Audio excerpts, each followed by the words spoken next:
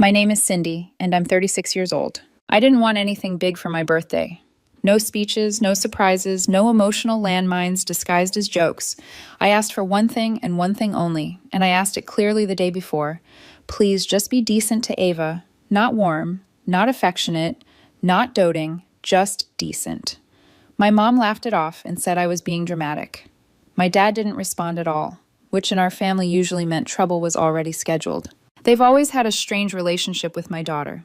Ava is 13, observant, introverted, and quietly confident in a way that makes people uncomfortable when they're used to performative charm. She notices everything and speaks only when she means it. Unfortunately for her, she was born into a family that values polished smiles and polite silence over honesty. She doesn't fit their mold, and they've never forgiven her for it. Things hadn't been great for a long time. Little comments slipped in under the radar, jabs about her weight disguised as concern, remarks about her tone. At holidays, they'd forget her favorite foods. At birthdays, they'd give her gifts that felt more like instructions than presents. Self-help books for teen girls with big feelings, journals about gratitude, anything that implied she was the problem that needed fixing. Once my mom told her not to wear yellow because not every color flatters everyone, sweetie. I said something that time and got told I was too sensitive. I learned to pick my battles, and that was my first mistake. Still, I invited them to my birthday dinner. Habit, maybe. Hope, probably. Or the stubborn belief that if I explained myself clearly enough, if I begged gently enough, they might act like normal, loving grandparents for one night. We booked a small Italian place Ava liked, all string lights and big windows. I let her pick it. She smiled when I told her. She even wore the blouse my mom gave her last Christmas, the one she'd never worn before. Maybe she thought it would help. Everyone arrived on time. My husband, a few close friends, some cousins. The vibe started light. My mom showed up in the same dress she wears to every event, like a uniform for being seen. My dad looked bored within 5 minutes, already scrolling on his phone. Ava sat beside me, quiet and polite, trying. For a while, it felt normal. We ordered, laughed, joked. I felt myself relax, just a little. Maybe I'd been too tense. Maybe this time would be different. Then dessert came. Someone made a joke about parenting. I don't even remember what it was. Ava, in that matter-of-fact teen voice, said she didn't think she wanted kids when she grew up. It wasn't rude. It wasn't deep. People chuckled. Even I smiled. Then my mom turned sharply and locked eyes with Ava. She leaned in close and whispered something I couldn't hear. Ava blinked and lowered her head, fingers tightening around her spoon. I leaned in and asked what was said. My mom shrugged, sipped her wine, and then said loud enough for everyone to hear, I told her, we don't sit with mistakes. The table went quiet for half a second. Then someone laughed. A cousin, maybe nervous, maybe clueless. That was all it took. The tension broke the wrong way. Ava stared at her lap like she was trying to disappear. I didn't argue. I didn't raise my voice. I stood up, took her hand, and walked out. No scene. Just silence, and every head at that table turning to watch us leave. We didn't take the cake. At home, Ava went straight to her room and curled up with her sketchbook. She didn't ask for dinner. She didn't cry. That hurt more than tears would have. Around 10, my phone buzzed. A text from my dad. You're still covering the car payment tomorrow, right? No mention of what happened. No mention of Ava. I stared at it for a long time and then replied, not for people who humiliate my kid. By morning, I had 48 missed calls. When I woke up and saw the missed calls stacked like a warning sign, I didn't feel startled or guilty. I felt exposed, like the last layer of denial had finally peeled away. 16 calls from my dad, 9 from my mom, a handful from my sister, even one from my brother, who never called unless he wanted something handled. I didn't return any of them. I made breakfast, packed Ava's lunch, and watched her sit at the table drawing in silence, the way she did when she was processing something too big to name. By mid-morning, the family group chat lit up, not with apologies, not with concern for Ava, but with messages designed to sound reasonable. We're all tired. Don't make this about money. Ryan's just a kid, Cindy. Not a single word about what was said. Not a single question about how my daughter was doing. It was like the humiliation had never happened, like Ava had simply vanished from the story the moment it became inconvenient. That's when I finally understood what my role had been all along. I wasn't a daughter, I wasn't a sister, I was infrastructure. The quiet ATM that made sure everything kept running smoothly while everyone else got to pretend things were fine. For nearly a year, I'd been covering the car payment, insurance, and a shared account because my mom kept locking herself out and refused to learn how to manage it. It started as temporary help. It always does. Then it became expected. Then it became invisible. Growing up, every disagreement ended the same way. I apologized to keep the peace. I smoothed things over so no one had to sit with discomfort. I didn't even realize I'd been trained that way until I stopped. When my mom finally called that afternoon, her voice was calm, almost gentle.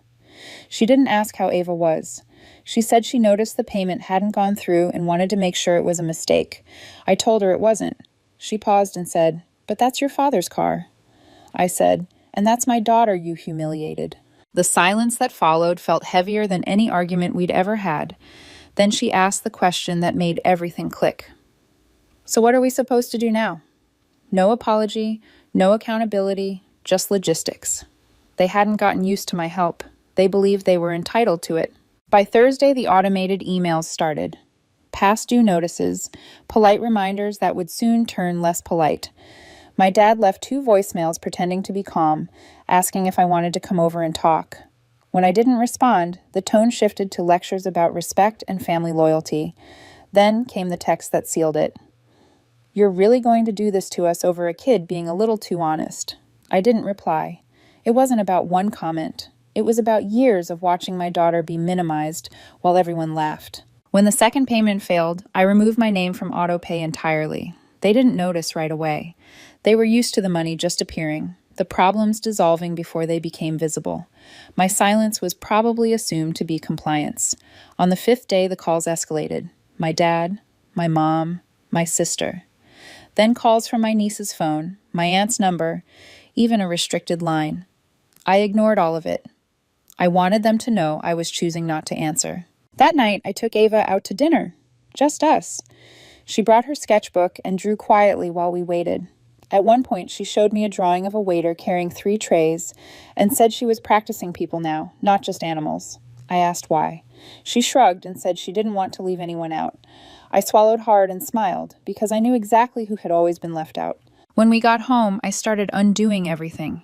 Accounts, passwords, shared calendars, the gas card I'd given my dad because he hated apps. I didn't announce it. It just stopped. They thought I was punishing them. I was protecting my child and myself. They still didn't understand. Not yet. They thought this would blow over. They thought I'd come back once the noise got uncomfortable. They didn't realize the moment with the cake wasn't the beginning of the conflict. It was the end of my compliance. The 5th day was when panic finally showed its face. Up until then, they'd treated my silence like a phase, something I'd snap out of once the inconvenience became too loud.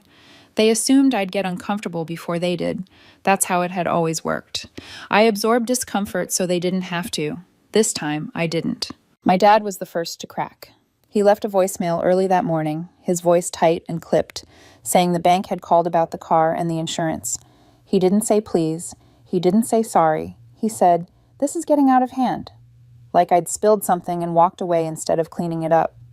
My mom followed an hour later with a text about stress and blood pressure and how hard this was on everyone. Still nothing about Ava, not a word. By lunchtime, they'd moved into phase 2, the guilt tour.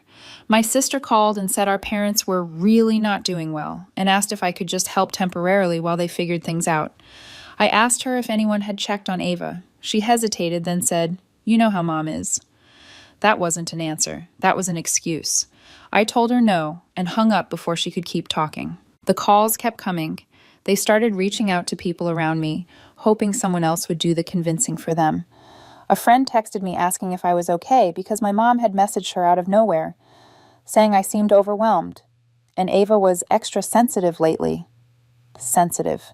That was their word for cruelty that made them uncomfortable. I didn't correct the story. I didn't defend myself. For the first time in my life, I let them sit with the narrative they'd created without rushing in to fix it. Then they went around me. I didn't know at first. I was folding laundry that evening when Ava knocked on my bedroom door. She looked calm in a way that made my stomach drop. She said, "Grandma called me." The air left my lungs. I asked what she said. Ava told me my mom said she missed her, that families forgive each other, that she didn't mean to hurt her feelings. Then she asked if Ava wanted to come over next weekend. Ava said she told her she had homework. She'd blocked the number afterward on her own. I sat on the bed beside her, heart pounding, realizing they'd crossed the one line I couldn't unsee. They couldn't reach me, so they reached for my child. They framed it as love, as reconciliation, as if I was the obstacle, the one standing between Ava and her grandparents. That night, my mom texted me like nothing had happened. I talked to Ava. She's clearly not as upset as you think. Maybe it's time you stop projecting your issues onto her. That was it. I didn't argue. I didn't explain. I didn't negotiate. I cut every remaining financial tie that night. Closed the shared checking account they still used just in case. Canceled the pharmacy portal I managed for my mom's prescriptions. Changed the locks. Removed the spare key from under the fake rock in the garden. I told Ava the truth, that they'd been calling and trying to get to me through her, that she didn't owe them access or forgiveness just because they were related. She listened quietly and then said something that broke my heart and healed it at the same time. "I used to feel bad for them," she said. "I don't anymore." Then she told me something she'd never shared before. Last year, during a weekend stay at their house, my mom told her not to eat too much bread at dinner, because it's harder to lose baby weight when you're short. Ava was 12. She hadn't told me because she didn't want to start a fight. I held that story like a weight in my chest and realized how much I'd missed while trying to keep everyone else comfortable. The next morning, I sent one final message. If you want to be in Ava's life, you talk to me. You apologize to her directly, without excuses. Otherwise, don't contact either of us again. 2 days later, my mom replied, "We're not going to grovel for something we didn't do. We love Ava, but we won't be manipulated just because you're emotional." That response answered every question I'd been afraid to ask. I never replied. The silence that followed wasn't loud. It wasn't dramatic. It was final. I blocked their numbers, removed them from Ava's school contacts, erased them from every emergency form. For the first time, I wasn't checking the door or my phone, waiting for the next wave. I was locking things down. And that's when something unexpected happened. Ava started to change. The change in Ava wasn't sudden or loud. It didn't announce itself.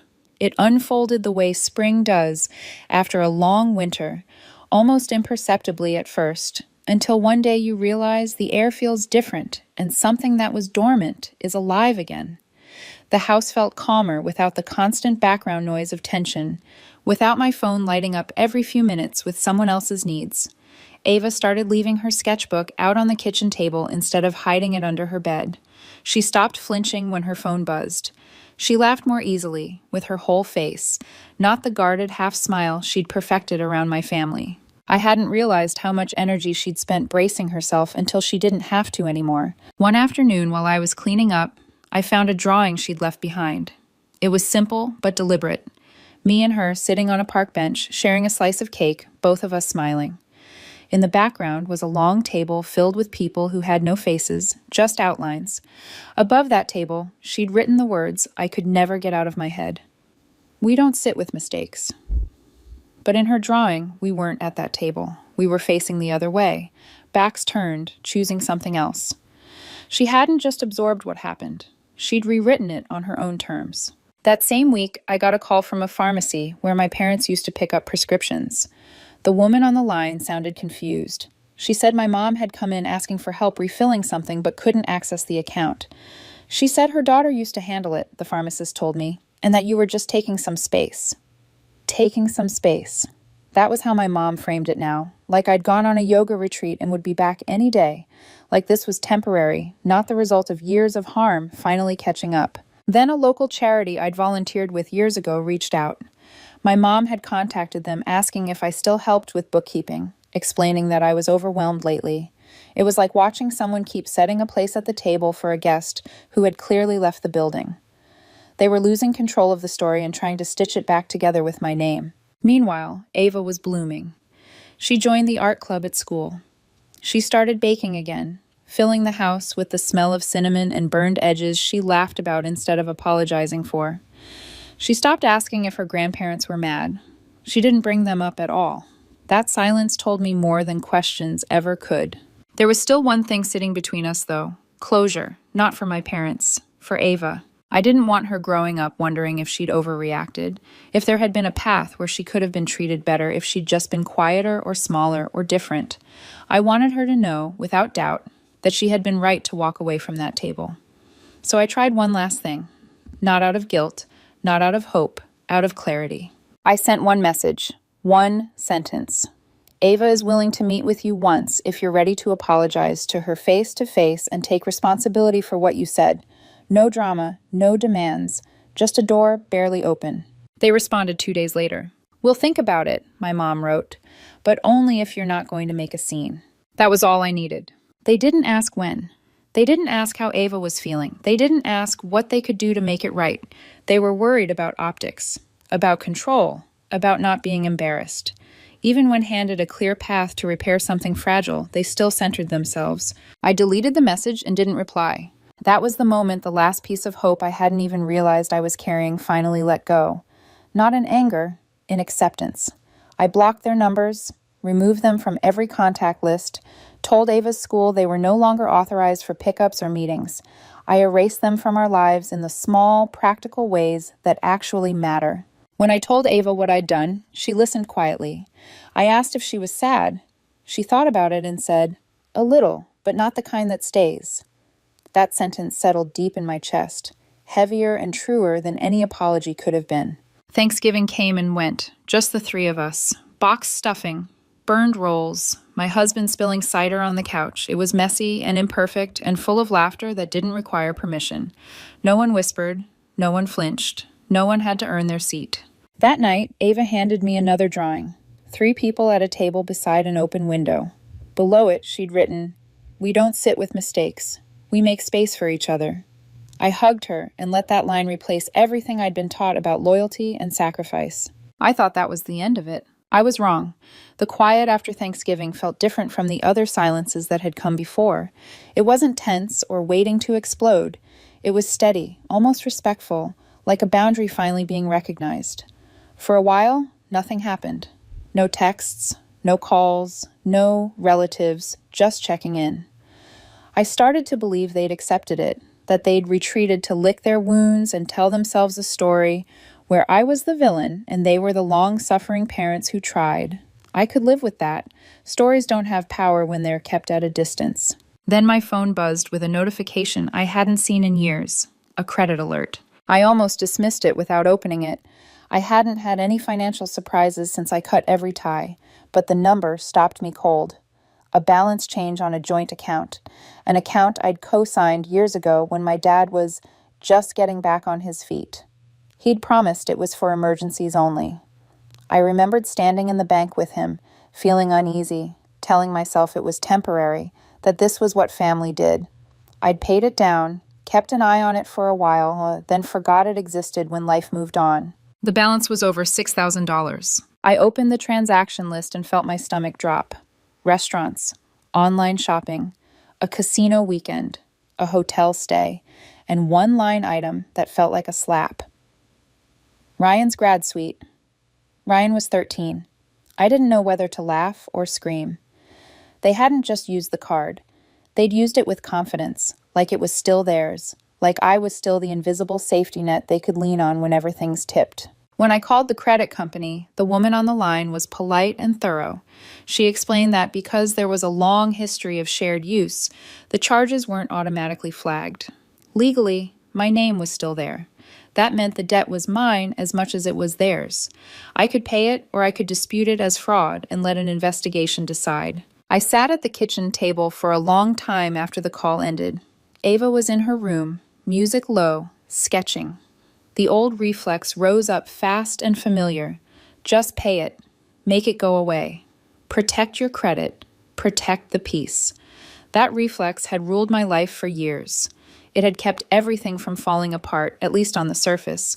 It had also taught them they could reach into my life whenever they wanted. This time I didn't listen to it. I called a lawyer, not to threaten them, not to negotiate, to see everything clearly. We pulled records, traced accounts, followed the threads I thought I'd already cut. The picture that emerged was worse than the card alone. 2 utility bills still active in my name at their house. Internet and water. A hospital bill from 2 years earlier where my mom had used my insurance card because she didn't want to pay the copay. And then the one that made my lawyer pause. A refinance application from months back. They hadn't forged my signature, but they'd listed my deposits as part of the household income, inflating their finances to try to tap equity from the house. It's not clean, my lawyer said carefully. It borders on misrepresentation. That was the moment something inside me finally locked into place. This wasn't about hurt feelings or family tension. This was about protection, about making sure my daughter would never wake up one day to find our lives entangled in someone else's mess because I'd been afraid to draw a line. I disputed the card. I locked my credit. I sent cease and desist letters. I removed my name from every remaining account. I switched insurance providers. I shut every door I could find. It took days of calls and paperwork, but when it was done, there was nothing left for them to grab. They noticed. My mom showed up on my porch with a box, her face carefully composed. She said it was full of old photos, things she thought I might want before everything changed. I opened the door just enough to tell her to leave it outside. She nodded like she'd expected that. As she turned to go, she said quietly, "You're not the only one hurting. We're family. That used to mean something." I didn't answer. Inside the box were pictures from years ago, beach days, birthday cakes, smiles that felt staged even then.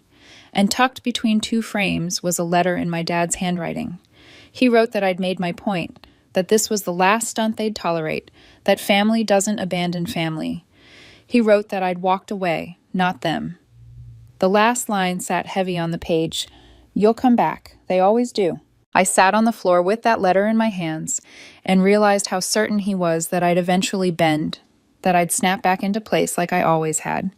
He didn't know that I wasn't bending anymore. 2 days later, another alert came through. A GPS ping from an app I'd forgotten was still active. The car. The old Honda I'd given them when their van died, still registered and insured under my name. The location showed it 20 minutes south behind a small repair shop. I called the tow company. They hadn't moved it, which meant my dad had taken it.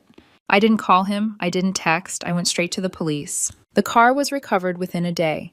My dad avoided charges because it was returned without damage, but the warning was formal and documented. The messages that followed were frantic. My mom begged me to drop it, said it was a misunderstanding, said I'd embarrassed him. My sister sent angry texts. My brother asked what was wrong with me for involving the police. Then a voice note came through from a number I didn't recognize. It was Ryan, 30 seconds long. He said he didn't understand why everyone was acting like it was such a big deal. He said I was always overdramatic. He said maybe if my kid wasn't so weird, none of this would have happened. I listened once. Just once. Then I forwarded it to my lawyer. That was the moment I knew there was nothing left to salvage.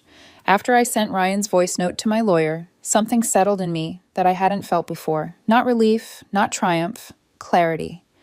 The kind that doesn't shake once it lands. That recording wasn't just a teenager being cruel. It was the distilled version of everything my family had defended for years. They weren't protecting a kid who crossed a line. They were protecting a system where someone had to be smaller so someone else could feel important, and my daughter had been assigned that role without her consent. The police process moved forward quietly. My dad avoided charges only because the car was returned quickly and undamaged, but the warning was formal and on record. He stopped calling. My mom stopped pleading. The noise that used to swirl around them like static finally went still, not because they understood what they'd done, but because they knew I wouldn't absorb it anymore. Silence is different when it's chosen. A few days later, an envelope arrived without a return address. Inside was a copy of an updated will. No note, no explanation, just the document. My name was gone. Ava's name was gone. My sister and brother remained. Ryan's name appeared prominently, paired with language about education funds and legacy. At the bottom, a line stated the changes reflected current estrangement and repeated disrespect. I read it twice and set it down without ceremony. I hadn't wanted their money.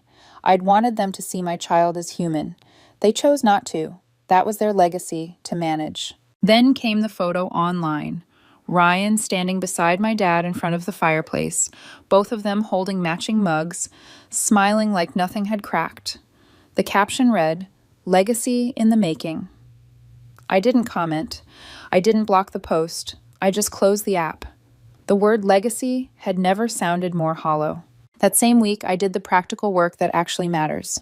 I called a lawyer, not to fight the will, not to reclaim anything, but to lock down our future, a living trust, a power of attorney. Clear guardianship instructions. Every loose end tied, every door closed with intention. Protection isn't loud, it's meticulous. Then a video came through from a number I didn't recognize. No caption. Ryan again. He walked through my parents' living room, holding the box of photos my mom had dropped off. One by one, he tossed them into the fireplace and stared straight into the camera as they burned. I watched it once, felt the heat of it in my chest, and forwarded it to my lawyer. Cruelty documented is still cruelty, no matter how casually it's delivered. Months passed. The house my parents lived in went up for sale. I heard it secondhand. The refinance had failed. Without my monthly payment, the math caught up. A voicemail came from my mom weeks later, slow and careful, asking for temporary help, talking around the truth like it might soften if she didn't name it. I deleted it halfway through. I already knew how that sentence ended. At home, something better was happening. Ava started drawing people again. She pinned sketches to the fridge without asking. She made cards, but only for people who earned them. One night she handed me one with 2 owls on a branch. Underneath she'd written, "Some people leave, some people stay. I'm glad you stayed, Mom." I held that card longer than any inheritance document I'd ever seen. I didn't lose a family. I stopped financing a hierarchy that needed someone small to survive. I didn't choose money over people. I chose a child over a pattern. I chose quiet over cruelty. I chose to protect the one thing they never would. They can keep their house, their stories, their favorite. We kept our peace. And for the first time in a very long time, the house is warm, the walls are covered in art, and no one laughs when someone gets hurt.